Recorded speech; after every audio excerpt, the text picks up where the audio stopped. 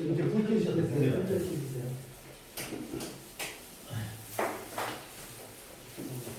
다음은 질의응답입니다. 이건 이제 화면에 나타내지 않고요. 제가 정리를 해서 왔습니다. 아까 말씀드렸지만 대부분의 내용들은 지금 설명드린 내용과 책자에 있는 내용들에 다 언급이 되어 있습니다만 29가지의 내용들에 대해서 간단하게 진행을 하고 하겠습니다. 첫 번째, 재건축 가능 여부, 안 되는 이유에 대해서 설명을 드리겠습니다. 저도 말씀드렸고 팀장님도 말씀드렸지만 강남은 요즘 용적률이 200% 미만일 때, 강북은 160% 미만일 때 재건축의 수익성이 난다고 합니다. 그에 따라서 리모델링이 되고 안 되고의 차이가 있지 않나 이렇게 말씀을 드릴 수 있고요. 두 번째, 공사 기간은 32개월에서 약 한 40개월 소요가 됩니다. 단 여기서는 설계에 따라 다소 지연이 가능하고요. 프리미엄 브랜드에 대해서 세 번째 질문인데 호수건설에서는 현재 하이엔드 브랜드로 준비를 하고 있습니다. 그래서 여기에 예를 들어서 진행을 하게 되면 아마 특화된 하이엔드로 해서 같이 서로 같이 논의하지 않을까라는 생각을 갖고 있습니다. 다음 질문으로서는 큰소 또는 단독 수행이 가능하느냐는 질문이었습니다. 둘 다 가능합니다. 단독으로 주시면 더 고맙고요. 그렇지만 단지수가 워낙 크다 보니 대규모 단지인 점을 감안해서 제 생각으로는 지금 현재 저희가 지금 설명을 드렸지만 리모델링과 재건축은 좀 다른 면이 있어서 리모델링을 지금까지 경험했던 7, 80%의 수준 실적을 갖고 있는 저희 호수고 건설이 같이 그 다음 조합원들이 필요로 하시는 브랜드 하는 그 사와 같이 협업해서 가는 큰소해도 큰 문제는 없다라는 말씀을 드립니다. 다음 층간소음 방지에 관한 사항입니다. 아까 설명 중에 나와 있어서 추가 설명을 드리지 않겠습니다. 층고 향상 방안에 대해서 예전에 언론에도 나왔었고 그런데 간단히 말씀을 드리면 보통 층고는 한 2,600에 되어 있고요. 천장고는 한 2,300으로 이렇게 파악이 되고 있습니다. 여기 보면 차음제, 천정배관 등 이런 이제 간섭되는 부분들이 있어서 이건 이제 선택 사항입니다. 보통 이제 우물 천정을 적용해서 최대한 이제 확보를 하게 되는데 필요에 따라서 여기 그림에 나와 있죠. 이 전체를 하나도 없이 갈 수는 없습니다. 그래서 얘가 이제 우물 천장이라고 안에 있는 건데 이 밖으로는 뭐가 들어가냐 하면 소방, 설비 등 관련해서 기본적으로 들어갈 수밖에 없는 배관들이 있죠. 그러면 이 배관을 제외한 나머지 부분들은 최대한 올려달라고 하는 이렇게 해서 설계가 가능하고요. 이게 아니고 오늘 잠깐 써보시면요. 네. 제가 설명을 드릴게요. 그 층고가 있고 천장고가 있는데 이거는 천장고고요. 층고는 골조와 골조 사이를 얘기하는 거거든요. 그래서 저희가 눈에 보이는 거는 천장고예요. 천장고를 가지고 말씀을 드릴게요. 자, 층고는 그 지금 아파트 말고 과거의 아파트들은 거의 한 2,600으로 층고를 골조와 골조 사이를 지었습니다. 근데 안에 마감재를 지금 현행법을 아까 적용한다고 했잖아요. 소방법을 현행법을 적용을 해야 돼요. 그리고 요즘은 또 에어컨이 이렇게 들어갑니다. 그러다 보면 여기 지금 보시면은 지금 사진이 잘 안 보이는데 스프링쿨러가 다 이렇게 박혀 있어요. 여기 스프링쿨러 보이시죠? 그래서 저런 배관들이 천정 안에 숨어 있는 거예요. 그러다 보니까 쟤들이 가져가야 될 그 필수 깊이가 있습니다. 그러다 보니까 이게 이제 천장고가 낮아질 수밖에 없어요. 지금 살고 계시는 것보다 낮아집니다. 근데 이거를 극복하기 위해 가지고 어떻게 하냐면 꼭 필수적으로 들어가야 되는 배관을 이쪽으로 빼는 거예요. 저희가 지금은 똑같이 되어 있지만 저희가 이쪽으로 뺍니다. 이 가쪽으로. 그리고 이 중간은 이 여기보다 한 10cm 정도 높여가지고 공간감을 살려주는 거예요. 네, 그렇게 해서 이제 이걸 우물천장이라고 그러는데 우물천장을 만들어서 천장고를 확보한다. 그렇게 이해하시면 돼요. 질문. 네. 그렇다면 저희가 리모델링을 하면 네. 그때 도심의 현행법과 토관법이 다르기 때문에 필수적으로 낮아지는 건 피할 수 없는데 그래도 답답함을 피하기 위해서 저런 시공으로 그러니까 그 100원 우회가 가능하다는 말씀이시죠? 이 작은 방인데 작은 방 여기 돼 있죠. 자, 보시면 여기 돼 있죠. 여기. 이런 식으로 공간만 확보하기 위해서 저런 식으로 만들어요. 네. 추가 질의 하나만. 질의응답 시간 주시면 정리를 주시고 저 관리 주체 관리팀 이번이 주체 분열 되십니까? 추진이 있습니다. 내가 안 되겠습니다. 질문할 수 있겠습니다. 예, 저 부장 그럼 진행하고 나서 예, 부장 네, 부장 끝내야 질문하는 거 네, 아니죠? 부족해주세요. 시간이 진행을 할게요. 시간이 지금 1시간 이상 지나갔어요. 몇 가지 안 남았습니다. 빨리 끝내겠습니다. 뭐니까 예. 질문 떨어질 것 같아요. 현재 설계도면 및 추가 분담금 현실적에 대해서 질문을 주셨는데요. 계획 대비해서 플러스 마이너스 10% 가량 가능할 것으로 사료가 됩니다. 하자 발생 시의 대처에 대해서는 준공시에 국토교통부가 정한 하자 보수 기간에 따라서 신규 단지와 같이 하자 보수 혜택이 가능합니다. 그래서 국토부 기준 준공 후에 2, 3, 5, 10년의 하자 보수 기간이 있습니다. 그래서 같은 적용을 받아서 전혀 문제 없다는 말씀을 드립니다. 다음은 마이너스 옵션 가능 여부입니다. 이 부분은 추후에 조합과 협상할 내용이라고 판단이 됩니다. 추가 비용 규모에 대해서는 당시에 변동 금액으로 조정이 아마 가능하지 않을까 생각이 되고요. 마을코스 지화하는 기술적으로 가능합니다. 그렇지만 공사비 증가가 많이 들어가서 이거는 조합과 상의해서 조합의 선택에 이루어진다고 생각이 됩니다. 다음은 40평대 세대 분리 형태에 대해서 질문하셨는데요. 세대 분리를 하게 되면 임대 아파트화 하는 것이라고 생각이 되어서 이 부분 역시 조합의 결정에 따라서 이건 진행하게 될 것 같습니다. 가능은 하다는. 네, 가능은 다 합니다. 네. 시공적으로는 다 가능합니다.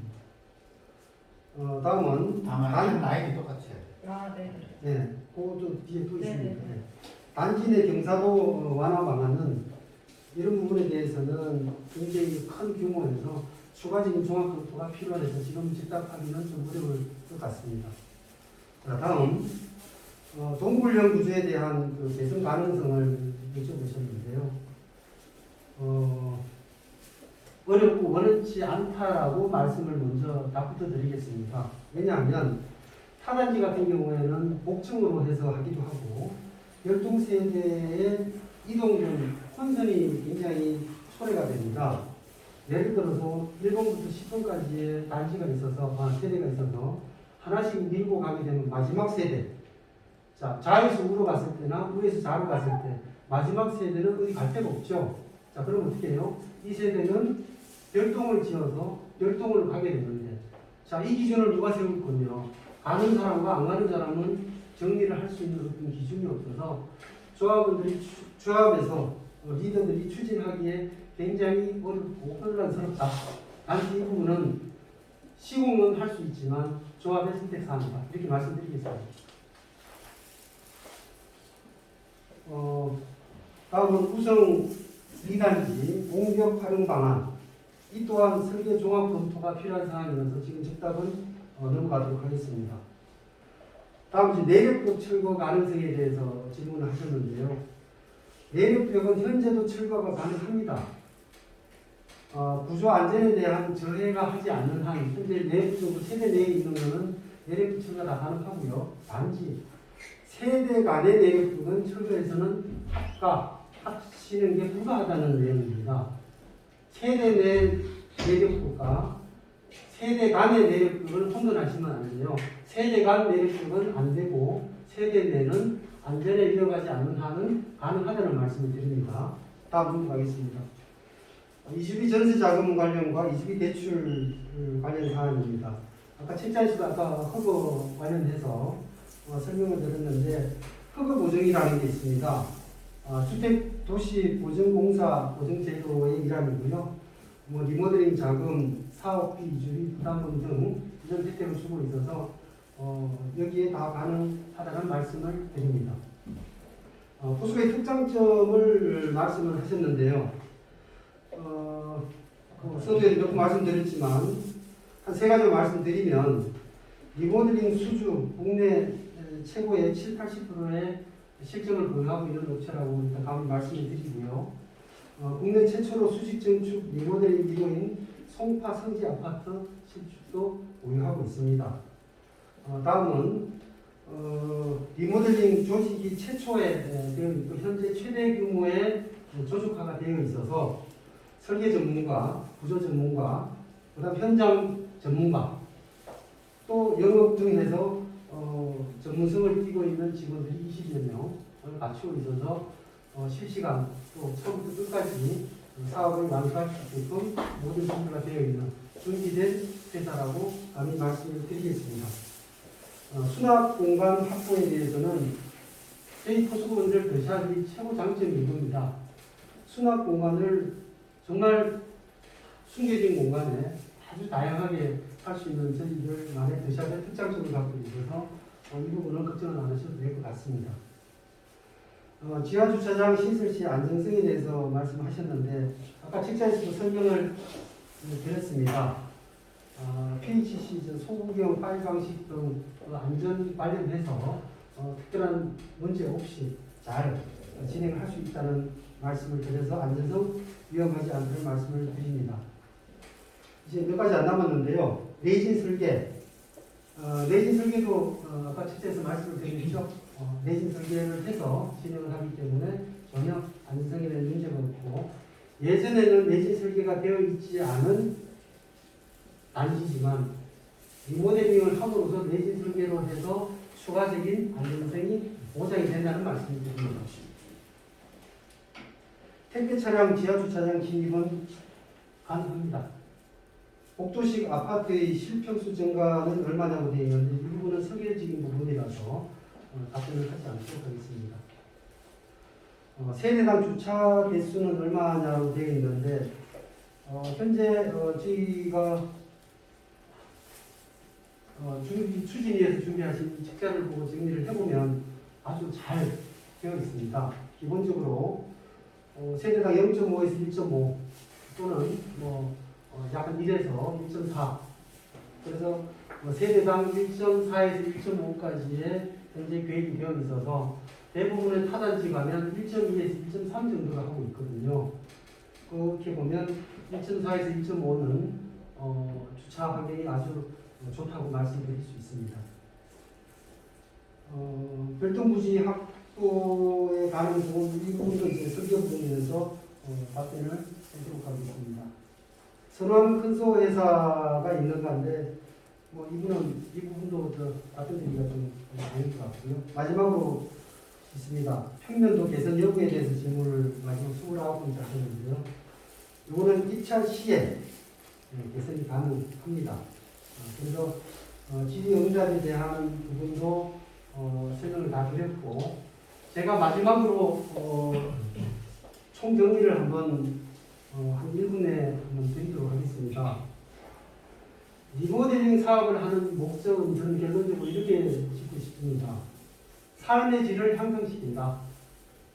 어떻게? 세 가지가 있는 것 같습니다. 헌 집을 새 집으로 만들어준다. 깨끗한 집이 되겠죠. 그다음 두 번째는 작은 집을 큰 집으로 만들어준다. 여유 있는 공간을 해서 여유 있는 삶을 만들어줍니다. 세 번째는 싼 집을 비싼 집으로 바꿔주죠. 그래서 모든 이에 소망하는 그 머니라는 걸 찾아주는 이 세 가지의 복합된 구성원이 리모델링 사업의 목적이 아닌가라는 생각이 들고요. 이런 순조로운 리모델링 사업을 진행하기 위해서는 어떻게 해야 되느냐? 이 또한 한 두 가지만 하면 될 것 같습니다. 현재 추진위가 구성이 되어서 준비를 하고 있는 기간입니다. 오늘 이 자리는 동대표분들이 오셨어요. 아파트의 어르신들입니다. 아파트를 대표해서 국가에서 정해놓은 최고의 주민을 대표하는 어떤 분들이 오셔서 추진위와 대표분들이 합쳐서 같이 진행을 하면 아마 잘 진행되지 않을까라는 생각이 들고요. 그래서 조합 설립을 먼저 이루어야 되는데 67%의 동의가 필요한 상태입니다. 첫 번째. 그래서 조합이 설립이 되고 나면 이제 추진위에서 조합이 구성이 되겠죠. 그때 입주자 대표 하시는 동대표분들도 많이 참석을 하셨으면 좋을 것 같습니다. 저희들이 다녀보면 성공한 단지들은 어떤 단지냐면 반대로 먼저 실패한 단지를 먼저 말씀드릴게요. 조합과 그 동대표가 따로따로 갑니다. 있을 수 없어요. 성공하지 못합니다. 그리고 3년, 5년, 10년, 15년, 20년, 많게는 29년까지 가는 데도 있어요. 절대 성공리에 이 모델 사업을 할 수 없다는 겁니다. 그 대신 아주 잘 나가는 그 예를 들면 얼마 전에도 제가 조합장님 만났습니다. 이분이 리모델링에 대한 관심을 이해를 미리 하셔서 이분이 동대표 시절에 이태위 회장도 하시고 동대표를 하시면서 그때 이태위 의결을 거쳐서 리모델링 추진위를 만들게 됩니다. 그러면 여기 참여하는 모든 조합원들이 입주민들이 조합원들이 되는 거죠. 그래서 지금 조합을 구성하려고 67%를 받으려니까 78%가 나와요. 그 다음 단계는 75%가 아니고 90%, 95%가 나옵니다. 이거는 뭐냐면 모두가 하나가 돼서 이 사업을 성공적으로 하기 위해서 하나로 가야 된다는 말씀을 드립니다. 그래서 조합 설립인가 67%의 주민 동의를 하고 사업계획 승인의 75% 동의를 받게 되면 자연스럽게 사업은 성공리에 진행이 되죠. 그래서 이렇게 하기 위해서는 주민들을 대표하는 동대표님들께서 함께 이 길을 리드해서 가야 된다는 말씀을 드립니다. 마지막으로 추가적으로 저도 포스코 건설을 대표해서 오늘 여기 와서 설명을 했지만 저희들은 포스코 건설을 대표해서 시공사입니다. 한 말씀만 좀 드리겠습니다. 시공사 선정을 잘 하셔야 됩니다. 그래서 리모델링 사업에서 최고의 성공 실적을 보유하고 있는 포스코 건설과 함께 상생의 길을 같이 걸어간다면 성공적인 사업이 되지 않을까. 그렇게 해서 사업을 함에 있어서 돌아가지 않고 실수하지 않고 바로 가서 리모델링 사업을 성공리에 할 수 있다는 말씀을 드립니다. 이상 공부를 마치겠습니다. 감사합니다. 그럼 그 질문사항 있으면 네, 자유